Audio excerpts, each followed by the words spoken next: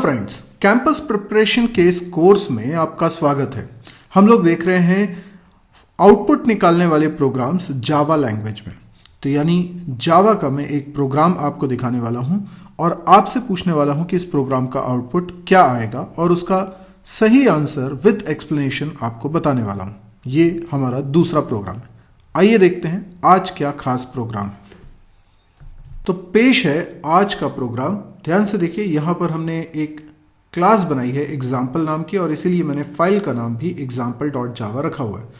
इस प्रोग्राम को मैं सेव कर लेता हूँ और यहाँ पर मैंने इस क्लास की बॉडी में, देखिए ये क्लास की बॉडी हाईलाइट करी है, रेड कलर से ये अलग से दिख रहा है आपको। इसके अंदर एक प्राइवेट स्टैटिक इंट टाइप का वेरिएबल x बनाया है और मेन फंक्शन के अंदर मैंने सिर्फ इस x वेरिएबल को प्रिंट कराने के लिए स्टेटमेंट लिखा हुआ है।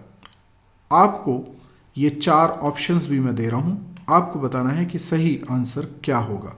आप स्क्रीन को पॉज कर लीजिए और इत्मीनान से सोचिए कि इसका आंसर क्या आएगा और उसके बाद रिज्यूम करिएगा वीडियो को जिसमें मैं बता रहा हूँ इसका सही आंसर। आई होप आपने स्क्रीन को पॉज कर लिया था, इनफ ट्राई कर लिया था। अब मैं आपको बता रहा हूँ इसका सही आंसर। सबसे पहली बात, जावा में गार्बेज वैल्यू का कॉन्सेप्ट नहीं होता है, इसीलिए गार्बेज वैल्यू तो आंसर आने से रहा। ये गलती वो लोग कर सकते हैं जो C++ के बैकग्राउंड से हैं, पर जावा में अभी उन्होंने इस कॉन्सेप्ट को ठीक से समझा नहीं है। तो C++ में जहां वेरिएबल इनिशियलाइज नहीं करते थे तो उसमें गार्बेज वैल्यू होती थी और प्रिंट कराने पे गार्बेज वैल्यू प्रिंट होती थी। यहां ऐसा नहीं होता। यहां पर या तो वेरिएबल में कोई वैल्यू हम इनिशियलाइज कर रहे होते हैं या फिर वो वेरिएबल के अंदर बाय डिफॉल्ट कुछ वैल्यू रहती है या फिर वो वेरिएबल होता है ब्लैंक। अब आपको मैं बता दूं कि ये है x स्टैटिक वेरिएबल और स्टैटिक वेरिएबल जावा में बाय डिफॉल्ट इनिशियलाइज होते हैं 0 से। स्टैटिक मेंबर वेरिएबल है, यानी इस क्लास में 2 तरह के मेंबर वेरिएबल्स हो सकते थे, एक स्टैटिक कीवर्ड से और एक बिना स्टैटिक कीवर्ड से। अगर बिना स्टैटिक कीवर्ड के बनते तो उन्हें हम इंस्टेंस मेंबर वेरिएबल कहते, जो तभी बनते जब ऑब्जेक्ट क्रिएट होता। लेकिन स्टैटिक मेंबर वेरिएबल ऑब्जेक्ट पे डिपेंड नहीं करते, इसीलिए ये वेरिएबल अभी भी एग्जिस्ट कर रहा है। जैसे ही मेन फंक्शन चलेगा, मेन फंक्शन जो कि खुद भी एक स्टैटिक फंक्शन है, वो इस क्लास के किसी भी स्टैटिक मेंबर को डायरेक्टली एक्सेस कर सकता है और इसी नाते वो x को एक्सेस कर पा रहा है। और यही वजह है कि इस पूरे प्रोग्राम में कहीं पर भी कोई कंपाइल टाइम एरर नहीं है, इसलिए इसका आंसर C नहीं हो सकता। और चूंकि x एक ऑर्डिनरी वेरिएबल है, रेफरेंस वेरिएबल नहीं है, इसलिए उसमें नल भी नहीं हो सकता।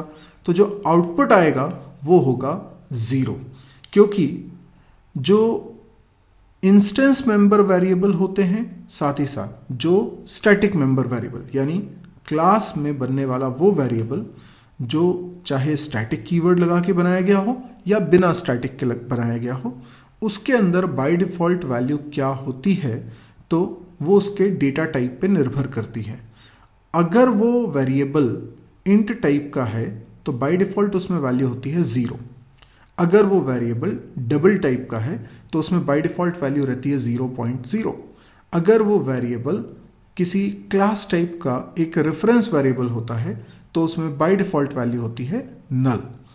इस प्रकार से अलग अलग वेरिएबल जिस टाइप के होते हैं उसके आधार पर तय होता है कि उसमें डिफॉल्ट वैल्यू क्या होगी।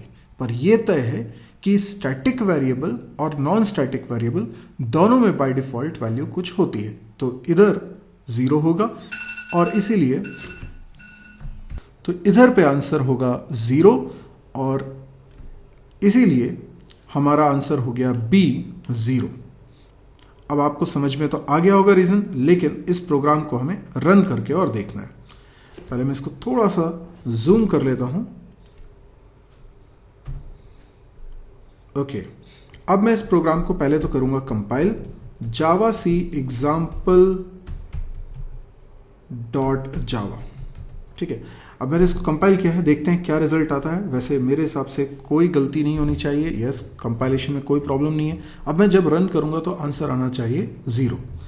तो रन कैसे करते हैं, हम लिखते हैं जावा एग्जाम्पल देखिए आउटपुट 0 आ रहा है, तो इसका आउटपुट क्या आ रहा है, 0 आ रहा है। दोस्तों यदि आपको ये वीडियो पसंद आया हो तो आप इसको लाइक ज़रूर करें। यदि आपको लगता है कि कुछ आपके डाउट्स हैं तो आप कमेंट सेक्शन में ज़रूर कहें। इसके अलावा यदि आप चाहते हैं कि इस तरह के और वीडियोस आप देख सकें तो इस चैनल को ज़रूर सब्सक्राइब करें, ताकि जब भी कोई नया वीडियो मैं पब्लिश करूं तो उसका नोटिफिकेशन आपके पास आ जाए। इसके साथ ही मैं आपको बता देना चाहता हूं कि मेरी वेबसाइट है mysirji.com, इसको विजिट करना ना भूलें, क्योंकि इसमें डेली एक नया वीडियो मैं पब्लिश करता हूं तो आपको वो अपडेटेड इन्फॉर्मेशन मिलती रहे। इस साइट पे आपको मेरे सारे वीडियोस के लिंक बहुत ही ऑर्गेनाइज्ड मैनर में मिल जाएंगे। आप यहाँ कैंपस प्रिपरेशन कर सकते हैं, ढेर सारे प्रोग्रामिंग कोर्सेज कर सकते हैं और उनके प्रैक्टिस क्वेश्चन भी कर सकते हैं। काफ़ी कुछ कंटेंट डाउनलोड करने के लिए भी है और ये सब कुछ हिंदी में है, तो आपके बेहद काम का है। यदि आपको लगता है कि इस तरह के और भी बहुत सारे लोगों के ये काम आ सकता है तो प्लीज़ इसको शेयर ज़रूर करिए। Thank you.